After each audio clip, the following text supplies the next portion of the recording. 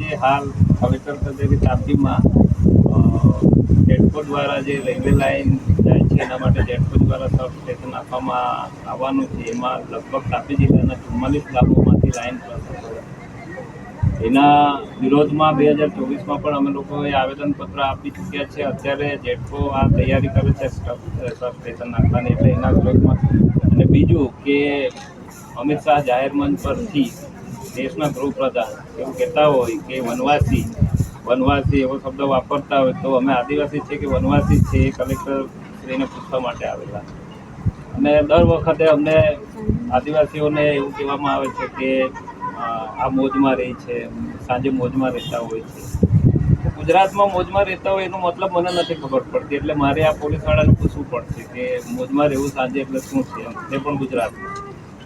અને બીજું મારે કહેવું છે આ લોકોને કે વનવાસી કહેવાવાળાઓને એવું કહેવું છે કે તમે વાંદરાને તમારા પોતાના વંશજ કહી શકો, તો આદિવાસીને તમને બાપ કહેતા શરમ આવે છે?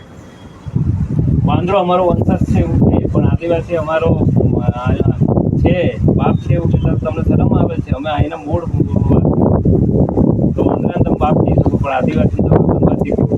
એટલે આ શરમજનક બાબત છે. એના માટે કીધું છે. અને અમારા એક આગેવાને એવું કીધું છે કે FIR થવી જોઈએ એટ્રોસિટીની, અને એમના નામથી થશે એ એટ્રોસિટી.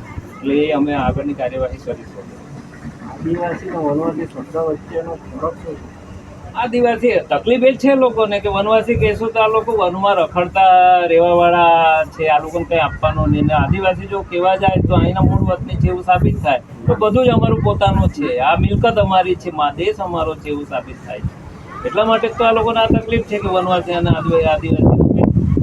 એક હાઈકોર્ટમાં, સુપ્રીમ કોર્ટમાં પણ સાબિત થઈ ચૂક્યું છે કે વનવાસી ફક્ત એક નામ આપેલું છે, એ સંસ્થાનું નામ છે જે વનવાસી કલ્યાણ આશ્રમ ચલાવે છે એમના માટે. ફક્ત આદિવાસીઓ માટે વનવાસી શબ્દ નથી. તો આ દરેક આદિવાસીઓ માટે વનવાસી શબ્દ જે વાપરે છે એ યોગ્ય નથી.